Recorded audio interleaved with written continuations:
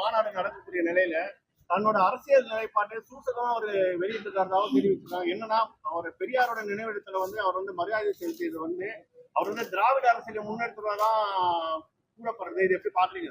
ஏங்க, நான் இதுக்கு தினமும் சொல்லிட்டு இருக்கேன். டெய்லியும் விநாயகர் சதுர்த்திக்கு ஒருத்தர் வாழ்த்து சொல்லலை, ஈவேரா அவர்களிடத்துல போய் மாலை செலுத்திருக்கிறது.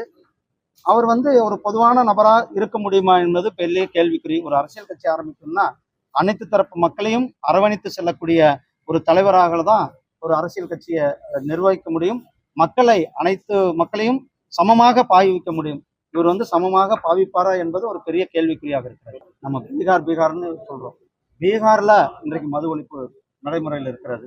அது இல்லாம மணிப்பூர், நாகாலாந்து, இப்படி சின்ன மாநிலங்கள் கூட நம்ம பண்ணுவோம். நம்ம மாநிலத்துல ஆட்சியில் இருக்கிறது திமுக. அந்த ஆட்சிக்கு ஆதரவு கொடுத்திருக்கிறது விடுதலை சிறுத்தைகள் கட்சி.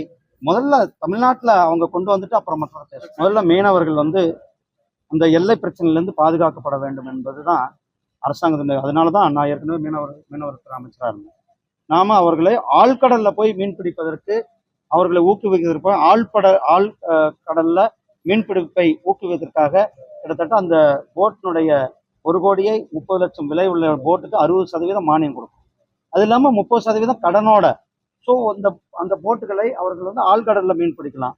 இரண்டாவது, அவர்கள் எல்லை தாண்டுகிறார்களா இல்லையா என்பதை உணர்த்தும் விதமாக கருவிகள் நாம பொருத்தியிருக்கோம். கிட்டத்தட்ட 1,00,000 போட்டுகளுக்கு கருவிகளுக்கு போன வருஷம் தான் நம்ம ஆர்டர் கொடுத்து இந்த கருவிகளை படிப்படியாக அனைத்து பகுதியிலும் பொருத்தி கொண்டிருக்காங்க.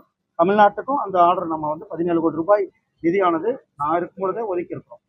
அதே தவிர்த்து இந்த மீன் வளத்தை அந்த பகுதியில் அந்த நம்ம குறிப்பிட்ட பகுதி தான் இந்த எல்லை பகுதி.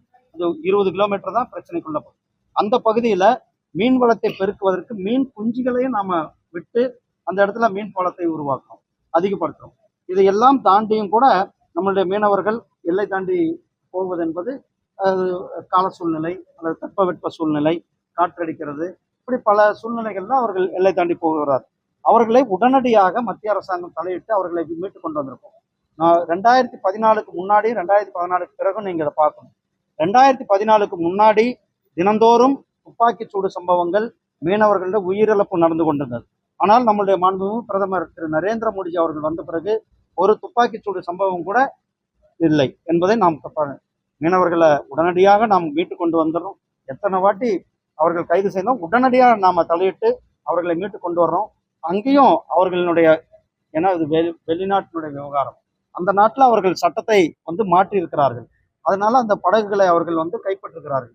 அதுல நாம் சட்ட ரீதியாக போராடி சட்ட உதவி நம் இந்திய எம்பசியின் மூலியமாக, வெளியுறவுத்துறை மூலியமாக அவர்களுக்கு சட்ட உதவி எல்லாம் கொடுத்து அவர்களை மீட்டு கொண்டு வந்து கொண்டிருக்கிறார்கள்.